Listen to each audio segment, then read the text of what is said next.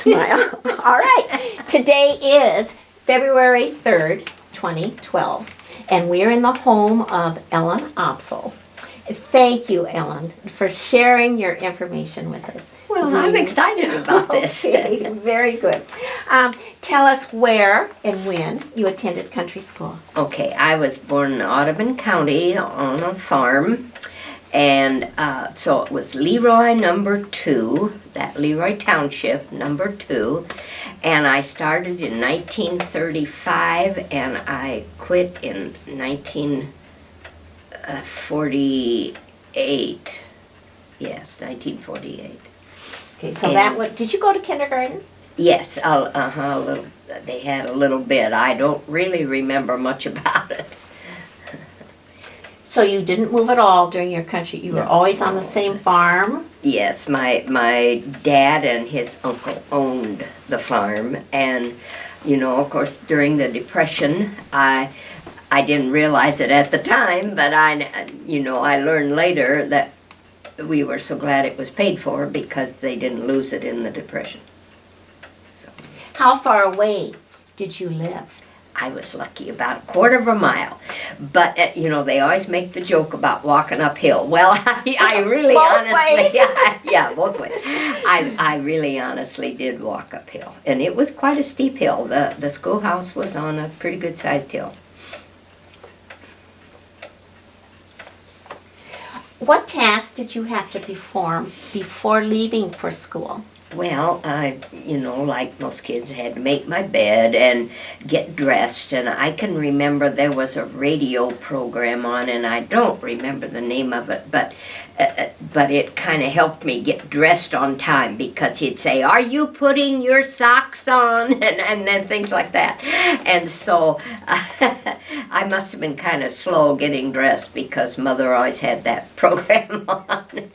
And then, of course, I ate breakfast. Always oatmeal, good healthy breakfast, but I didn't do any farm chores in the morning. What did you wear to school? Well, dresses, and in the winter, in the winter you'd have long underwear. And it's, the old-fashioned drop seat underwear, that they don't make hardly anymore. And then long stockings. It's very hard to get long stockings up over long underwear without getting the underwear all bunched up here. And I always had a nice snowsuit. And I can remember Mom had put a scarf around here and a scarf around here, so only my eyes showed. And I can remember walking over fences from the snow.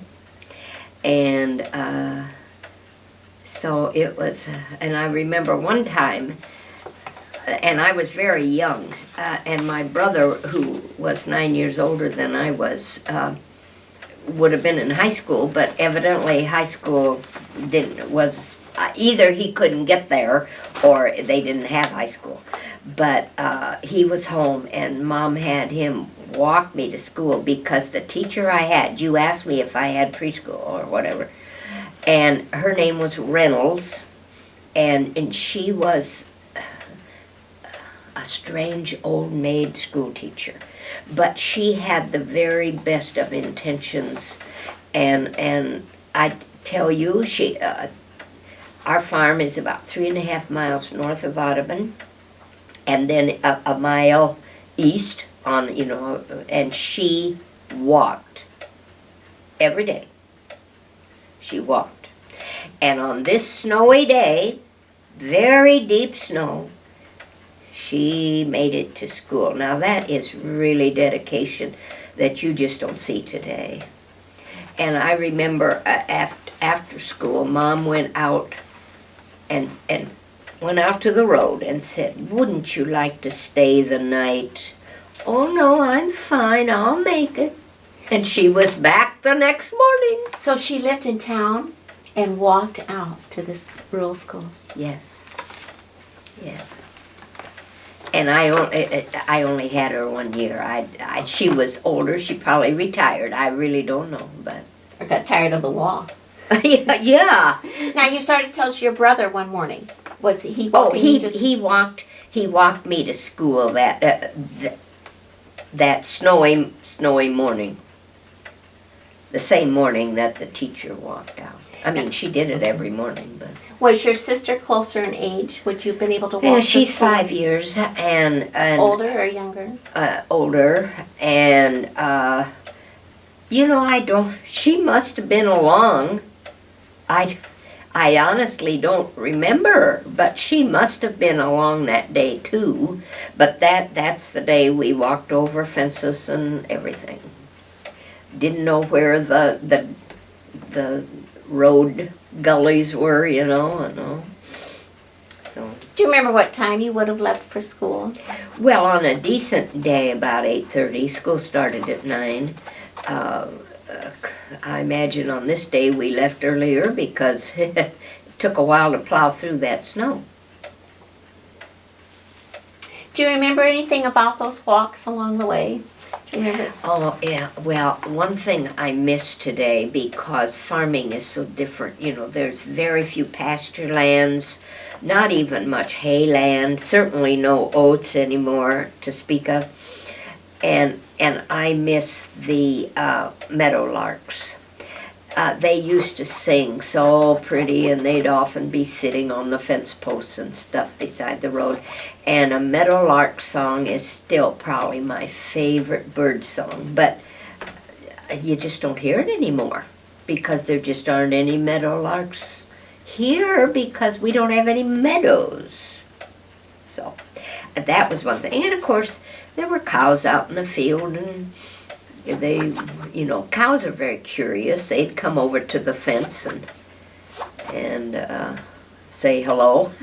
And but other than that, I guess that's about it. Tell me about your schoolhouse and its surroundings.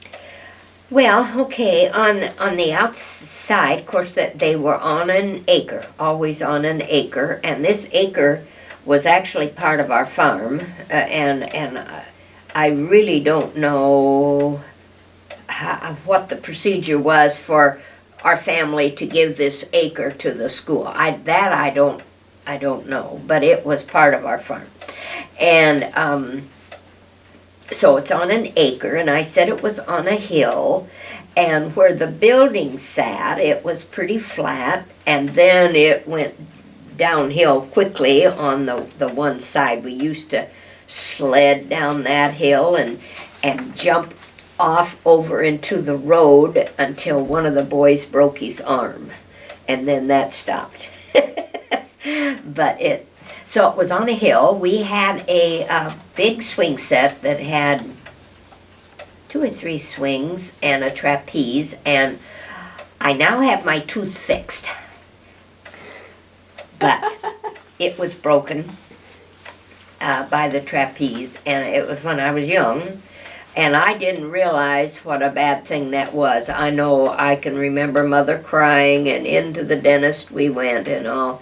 And I realized later what I had done, but I didn't at the time. But what I was doing on the trapeze, I was swinging, and then I would go, flip off, and I flipped off and stood up. And so that's how it happened. And then we also had a glider. A glider, you have a seat on each end, and you would get it going, and you could, glide pretty high. And then over on the one side is where we played a lot of softball. Like I said, that was sort of on a hill, but we played there anyway. And inside, well, we had just a small wooden porch on the front of the school, not covered or anything, just wood platform, and that's where we did our jump rope and stuff like that. But then it had a little, like, coat room, and you would hang your coats in there, put your lunch pails in there. The water bucket pail was in there. A basin for washing your hands and all.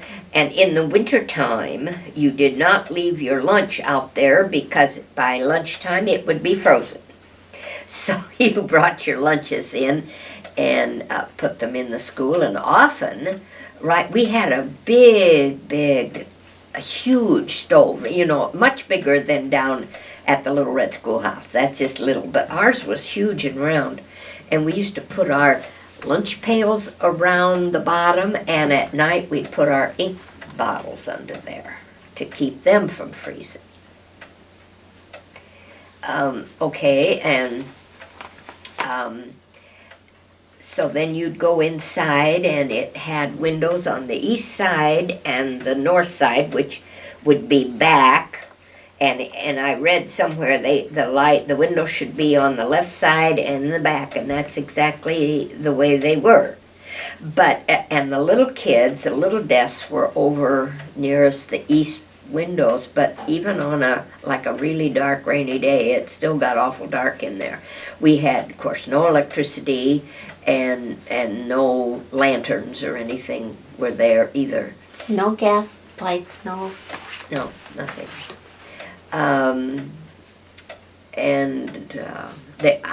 We had a sandbox that I can remember playing in. Inside. Inside, yeah. On legs, you know, and we had little cars in there, and it was fun. I played in there a lot when, you know, little. And of course the teacher's desk was over to one side. We had 2 blackboards, and they were truly blackboards, big heavy slate boards, Washington and Lincoln's picture, and a clock, and well, I guess that's about what I can remember of it. Coal room off to one side that my brother found out how we never did anything bad in there, but he found out how to get into the school through the coal room, and we got in there one time. And I'll have to tell a tale on my brother. This was when he was a freshman in high school, and we got in there, and he thought he would play a joke on the teacher, and so he took the bell and he put it in the damper of the stovepipe, and it burned the handle off. And his first chore in his manual training was to make a new handle for the bell. I can remember that. How'd they find out he was the culprit? Well, I don't really know. Maybe we blew it. My sister and I, maybe. I don't really know. But anyway, I don't recall getting in the school after that. I'm sure Mom and Dad had something to say about that. Were there trees on the playground? Trees. Yes, one out. I forgot to say we had a flagpole out front, and there was a young tree out by the flagpole. And then further, actually not on the school ground, but right beside, the land, there were some trees. But otherwise, no.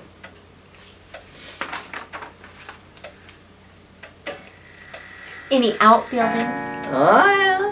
The 2 famous ones, Oh, how I hated it. Especially the first time in the fall, because there were always spiders in there. And I don't like spiders to this day. I realize they do good things a lot, but I still don't like spiders. And not that I go screaming off when I see one, like some people do, but I just don't care for them.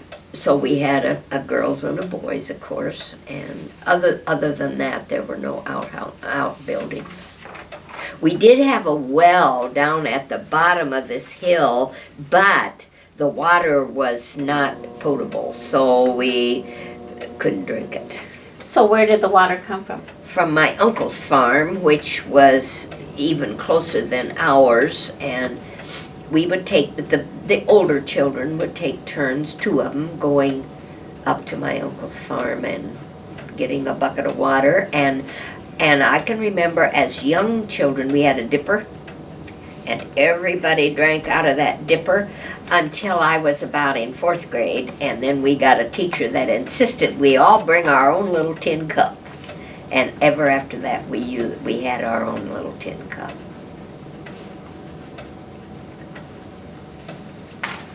What did you do once you arrived at school? Well, you could play on the playground for a little bit, although we didn't arrive that much early. And then you'd go in, and of course, if you had a coat, you'd hang it up and all, and take your seat right away, and say good morning to the teacher, kind of all together, and then we'd say pledge to the flag, and maybe we'd sing a song. Not always, but we might sing a song, and then get to work. She would explain, you'd usually have stuff written on the board, and just get to work then.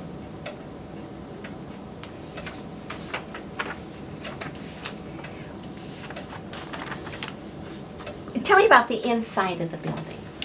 Inside of what? The building. Well, I said it I had, guess we've talked about the stove and the windows and yeah, I maybe mean, we've already done that. there's not much more I can tell. How about a piano? I can stop it. Okay. Oh, excuse me. A piano in your school? No, we had a Victrola, and we sang, always loved music. We sang to Victrola records, and the old Susanna, you know, and those kind of songs. And of course, I still remember all the words. And I remember one of my friends, she was a year older, and she and I sang White Christmas at our Christmas program one year. And we always had a little piece to memorize and say, and all that kind of stuff. Were the desks attached to the floor? They were on runners, but I believe the runners were attached, yes. What kinds of supplies did your school have? Many books? You've already talked about the chalkboard. Yeah. Well, McGuffey readers, but I do know that the parents had to buy new books, you know, every year, like a work type book and things like that. So I can remember Mom going into town to buy the books. We did not have a library. I don't even think we had a set of encyclopedias that I remember, and so it was pretty minimal what was there. We didn't miss anything because we didn't know. We didn't know we were supposed to have other stuff. How about items like pencils and chalk and crayons? Did your parents furnish those Yes, too? yes. And I loved to get the new box of crayons, and I would take really good care of my crayons. Some kids, you know, tear all the paper off and then they break, but I would take really good care of my crayons because I love to color, and I liked you'd open a new box and you'd get that smell and all. So I loved having my new crayons. And where would your parents have purchased those things? We had a 5 and dime store.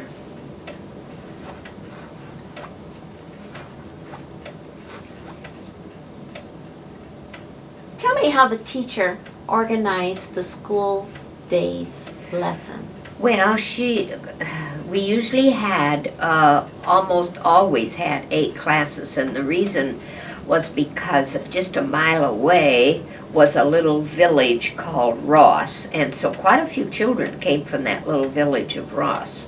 So we had one of the bigger country schools in that area. But so she, often had all 8 classes, and she would put on the board what the older children should start to work on, put a schedule up, what they could read in social studies and what they could do in math and that kind of thing. And then she would start working with the little kids and usually bring us up to the recitation bench. I forgot to mention we had a recitation bench. And, it was usually reading and phonics, and she'd work with us, and then we always had a workbook. And I said our county superintendent's name was Miss Rendelman, and she would come around probably 2 to 3 times a year and visit. And I was always scared to death when she'd come, and she was nice. I realize now she was nice, but I was scared to death. And she would come and sit down beside you and say, "Okay, let's look at your reading workbook," and then she'd go through like that. So she knew each one of you. Yes, Personally. yes. Did you have the same county superintendent All the years. All the years. How did the day's experience vary between the grade levels? Maybe we can think more about the younger ones and older ones. Of course, the subject matter varied. They would start science and social studies and stuff more like 3rd, 4th grade. And, of course, in the lower grades, we didn't have that. The older kids did an awful lot of work on their own, but she would bring them up, and they would go to the recitation bench, too. And it was kind of neat. The little kids could listen in, and you'd be surprised what you would pick up and learn from just hearing them talk and discuss about it. I must confess, I told you I was not good in math, and I was up to the board one time, and she had us turned around with our back to the board, and she would ask a question. And the one question she asked me was, how many feet in a mile? And I thought, and I did not know how many feet were in a mile. Well, one of the boys that I kind of liked, and he kind of liked me, he wrote it down on a piece of paper and held it up for me. And so then I turned around and wrote it on the board. Oh, geez. Memories. How many students were in your grade? Well, in my grade, just 2. A boy named Paul and I went all the way through grade school and high school together. We graduated together. And he was a farm boy, and then he farmed, and he and I shared. I was very good in reading, and he was not, and he was very good in math, and I was not, so we kind of made quite a team there. Then how many children were in the school?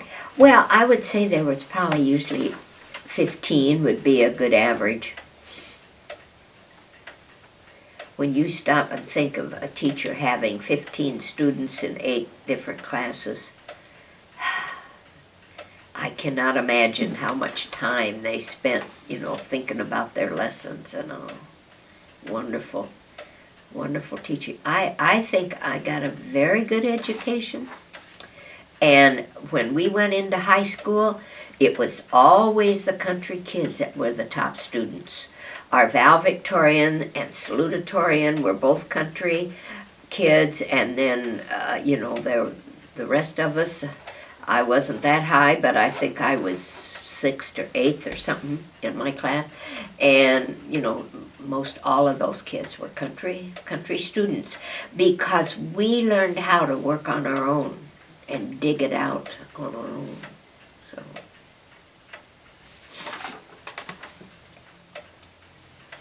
Do you remember some lesson activities that you did?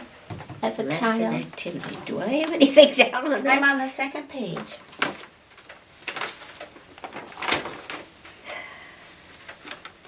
About the fifth one, sixth one down Oh, wait a under minute. school lessons. I have the wrong page here. Okay.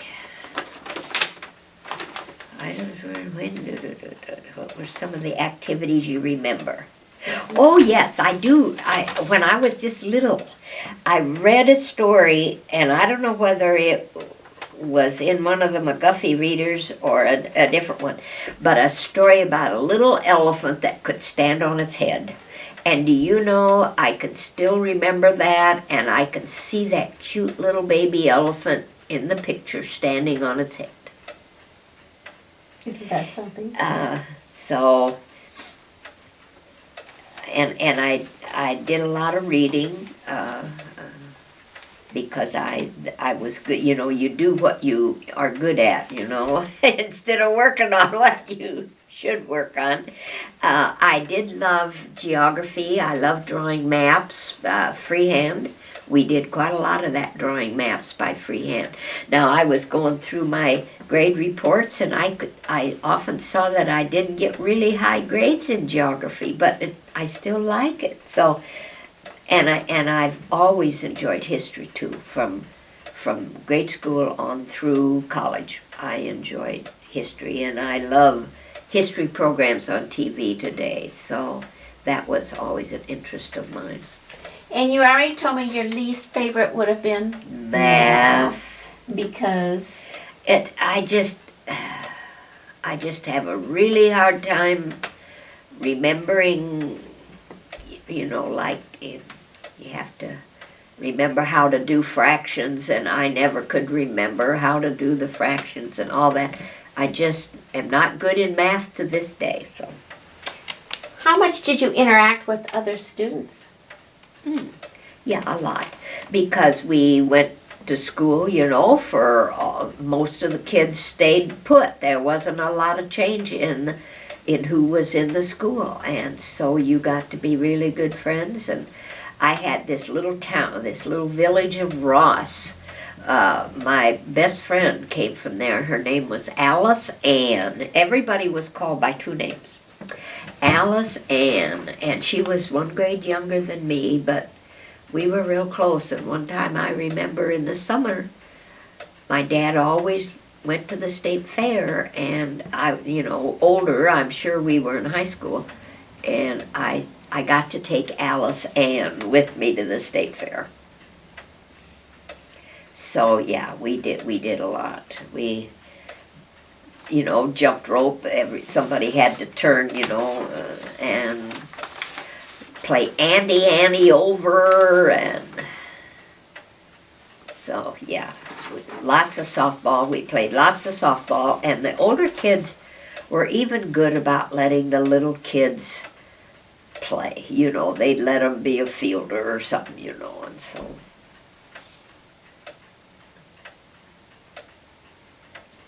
Did your teacher ever have any helpers? No. What kinds of rules did you have in your classroom? Well, you didn't speak without permission.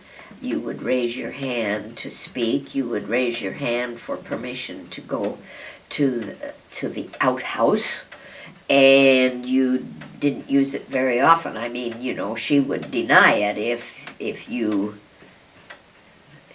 asked too often. I really don't remember discipline problems. The kids, even the older boys, and some of the boys were pretty good sized, you know, and some of the teachers were kind of little, but I just really don't remember them causing problems. Back then, if you got in trouble at school, you got it a lot worse at home, and so there just weren't the discipline problem. People, they didn't, you know, talk out like kids do today and stuff like that. So you don't remember any discipline? You don't know what kinds of techniques your teacher did to reinforce? No, I think just at the beginning of the year, stating what they were and probably what would happen. I don't ever remember anybody having to stand in the corner or anything like that. We certainly did not have a dunce cap. I think that was a terrible thing, and we didn't ever have anything like that. So.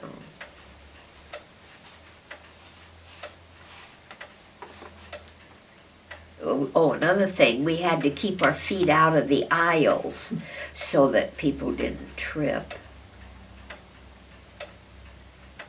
And you couldn't just run over to the teacher's desk, you know, you had to raise your hand and... Tell us about lunchtime. Well, it was an hour long, which was nice. And of course we ate at our desk, and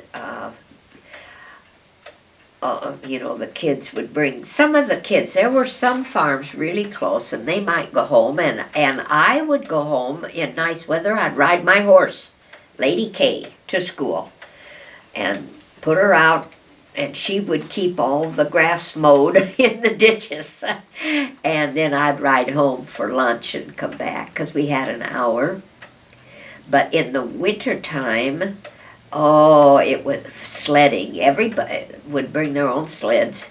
And as I said, it's on a hill. So we had a great hill, and that hill went down to my farm, and there was just a little rise by my farm, and we'd sometimes shoot right over that little hill and keep going. And some of the older kids, this is another nasty, some of the older kids would have watches, and when it was almost time for the bell, we'd get ready and we'd slam off just as hard as we could, and maybe end up a half a mile away, and then you'd have to walk back and be late. So, yes. And we played lots and lots of softball, and the girls, you know, we got pretty good at hitting the ball too, and so it was fun. And like I said, it was an hour long, so we got some pretty good exercise. Would the parents ever bring a hot meal in? No, they didn't bring it, but as I said, we had that big stove. And sometimes the teacher would say, okay, Ellen, you bring a carrot, and Alice Ann, you bring a potato, and so forth. And we'd end up with vegetable soup. Stone soup. That we made. That was pretty good. What did you carry your lunch in? Well, the beginning it was an old lard can, and then later on I did have the typical black lunch pail, and with a thermos, and in the winter I always had milk, and then in the winter Mother would usually have it be cocoa, and so I'd have something hot, and sandwiches. I don't remember if we ate a lot of peanut butter. I honestly can't remember. I can remember sometimes when I guess Mother couldn't think of anything else, she'd fry an egg real hard, you know, and squash out the yolk and everything until it was fried hard. And actually that makes a pretty good sandwich. And I'm sure we had a lot of meat sandwiches, because we always ate meat every day. How did your school day end? Well, we had to clean up the room, and then I really can't remember anything in particular. I suppose if there was any special thing, the teacher would remind us about it, or remind us to take a note home or whatever.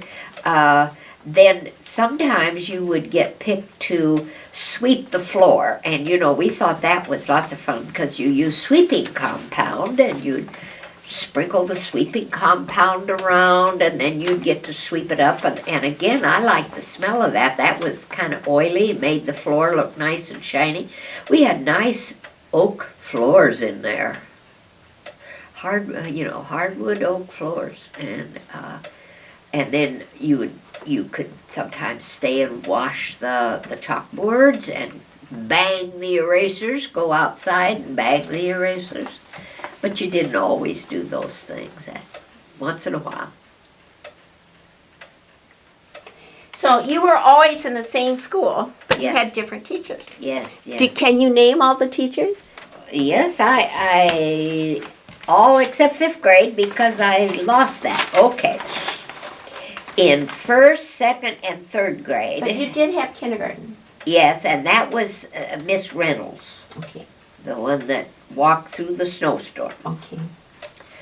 1st, 2nd, and 3rd grade was the same, and this is the only teacher I had that long, and her name was Ruby Von Heater.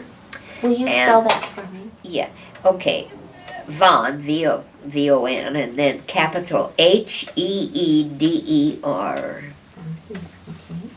And I really, really liked her. She was very understanding. In one report card, she said she's too young for her grade. and I was, I guess. 4th, I had Catherine Hillier, and that's Hillyer. And was Catherine with a K or a C? Yeah, Catherine with a K. And I don't remember who I had in 5th because I don't have that report. 6th grade was Margaret Johnson, and I had in another note I had here. She was a very young teacher and wasn't very good. Didn't really know how to do things very well. And then 7th grade was Margaret Newell, Newell, and Margaret Newell was a neighbor. She lived over on the, we were sort of on the east end of the mile, and she lived right on the west end. She faced the highway. Highway US 71 goes through Audubon, and she lived over there. She had a son named Darrell, and so she taught him part of the time. But she was also a very big favorite, and I only had her 1 year. Then, maybe this was 5th grade, but like I said, I had a man teacher. His name was Mr. Horning, and I don't know what his first name. And then he had to go to the service, and he left in December after Christmas. And then we had... Would that have been 41? Yeah. Yeah. And I bet you he was my 5th grade teacher. Okay. I bet he was. And then a Lois Sundberg filled in the other half year. Now I want to tell you a story about Mr. Horning. Okay, he was a good teacher. I liked him. And when I came to Iowa State Teachers, lo and behold, there was Mr. Horning getting, I'm sure, his BA. And there were several of us from Audubon that went to Iowa State Teachers. And I remember one time riding home. He had a car, nobody else did, and riding home with him. And that was kind of a funny feeling, to think he was my teacher, and now here we are, students together, Suppose he was on the GI Bill? Probably, yeah, I'm sure he was. And I have no idea what he did after he graduated, whether he taught in Iowa. I don't have any idea. And then the 8th grade teacher was named Norma Rasmussen.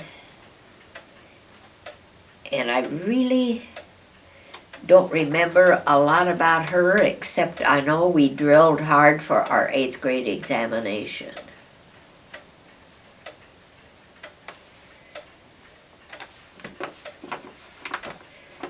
But I was really, when I got going through, I was surprised that we had so much change all the time. Like I only had that one teacher for 3 years.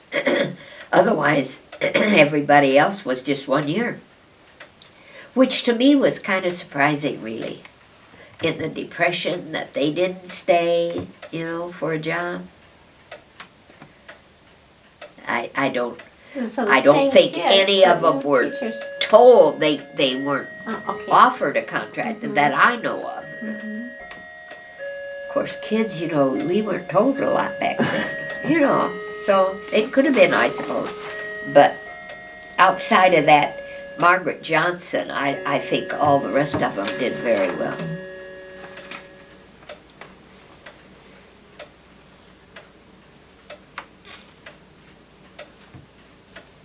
Was it Johnson or Johnston? Johnson. Okay.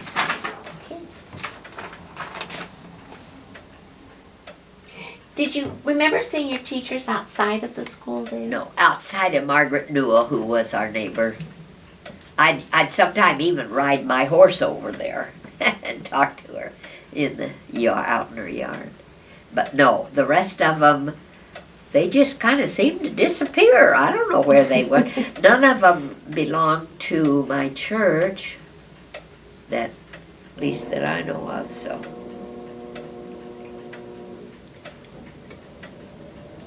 Did anyone help the teacher take care of the schoolhouse other than the jobs that you students had? well, there were farmers. They mowed. And in the summer, there was always a farmer that would put up an electric fence and have cows in there to keep it down. But that they had like a board, and they would, you know, repair, put on a new roof if it needed it, and that kind of stuff. And my mother was secretary for many, many years, and my sister told me, which I did not know, that before Mother, my dad was, and when he quit, then Mother just took it over. But it was her job. I can remember her sitting down with the lattice catalog and ordering chairs, or, you know, the little chairs that we had at the reading circle and that kind of stuff. And she would order, you know, things like maps or that kind of stuff. We didn't talk about maps in the classroom when we talked about supplies. Okay, we had one of those maps that pulls down with many different maps on it that you could roll up and over to get a, you know, you'd have an Iowa map and a United States map and a world map and a, I don't know what other. I imagine there was one of just showing the continents. I really don't remember what all, but there were quite a few maps on that roll thing. Any extra supplies that your school had? We've talked about the map. Like it was pretty slim. Like I said, we had some readers, and Did the county superintendent bring books from the county library? library. The county superintendent's library? I don't remember that Do you happening. remember any library in your school? No, we did No not. books. There was a library in Audubon, Okay. but Mhm. I don't remember. There was none in school. Well, you mentioned the 8th grade exam. What do you remember about the 8th grade exam? Well, first of all, I was scared to death. We had to go into Audubon. Everybody in the county came in to the same, it was in the county courthouse in, I don't know, probably the judges, probably the, you know, some big room.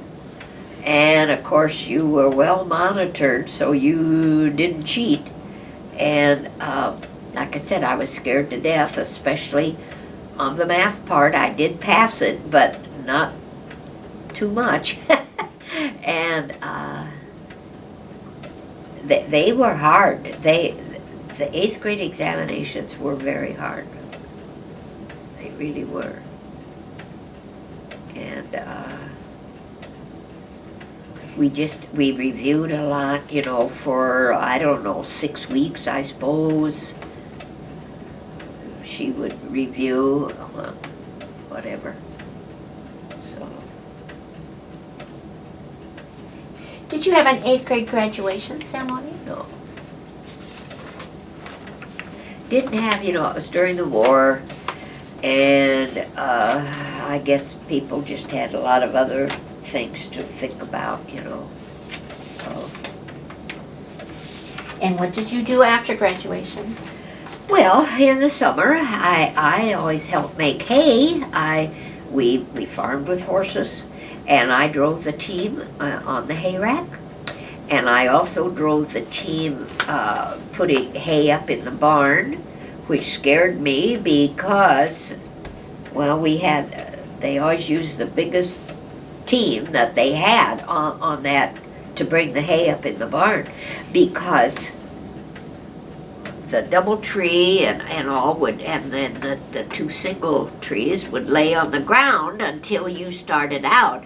And then when it started to pull the hay up, the hay was on one end of the barn and I was on the other, and the double tree would come and it was just right at my head level.